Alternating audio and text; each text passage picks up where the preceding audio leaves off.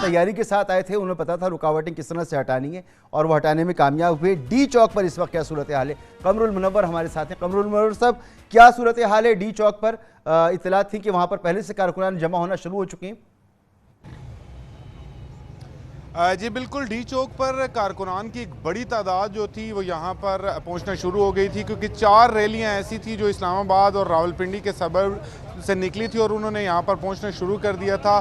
Police ने उनको 3 मकामात पर हैवी शेलिंग के साथ रोकने की कोशिश की, लेकिन वो कारकुनान जो हैं वो यहाँ पर पहुँच चुके हैं। अब इनमें गुलाम सरवर ख़ान जो हैं वो एक रैली लेकर आए थे, वो यहाँ पर पहुँचे। अभी कुछ ही देर पहले जो है परवेज़ खटक और मुराद सईद ख़ान जो हैं वो एक रैली लेकर आए थे और वो भी यहाँ पर पहुँच चुके हैं। बहुत बड़ी तादाद में कारकुनान जो थे वो अब डी चौक में पहुँच चुके हैं। वैसे जो ऐलान किया गया था और इंतज़ामिया की तरफ से ये कहा गया था कि ये S9 जो जगह है वहाँ पर इन कारकुनान ने इकट्ठे होना है, लेकिन उससे पहले ही कारकुनान जो थे वो डी चौक में पहुँच चुके थे। बहुत बड़ी तादाद जो है वो इस वक्त डी चौक में मौजूद है।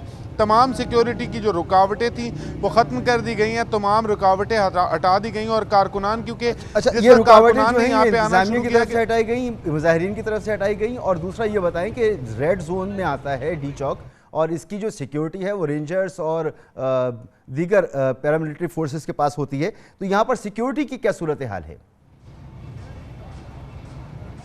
जी बिल्कुल, मुजाहिरीन की जानिब से तमाम रुकावटें थी जो वो हटा दी गई थी। ख़ास तौर पे अगर हम कहें कि G9 में पुलिस के साथ मुठभेड़ हुई और वहाँ पर जो रुकावटें थी वो हटाई गई। फैज़ाबाद में बड़ी तादाद में शेलिंग की गई, पुलिस की जानिब से कारकुनान को रोकने की कोशिश की गई, कारकुनान ने वो भी हटा दी और उसके बाद यहाँ पर डी चौक पहुँचे और उसके बाद जो डी चौक के करीब ब्लू एरिया में रुकावटें थी वो इंतज़ामिया को वैसे ही हटानी पड़ गई, क्योंकि कारकुनान की एक बड़ी तादाद जो थी वो उस वक्त एक्सप्रेस वे क्रॉस करके यहाँ पर पहुँच चुकी थी। जो सिक्योरिटी के इंतजाम है बिल्कुल ये रेड जोन का एरिया आता है, बल्कि जो दफ़ा 144 नाफिज की गई थी उसमें रेड जोन के 1 किलोमीटर के बाहर का जो एरिया है उसको भी रेड जोन का हिस्सा करार दिया गया था और दफ़ा 144 उसमें भी नाफिज की गई थी।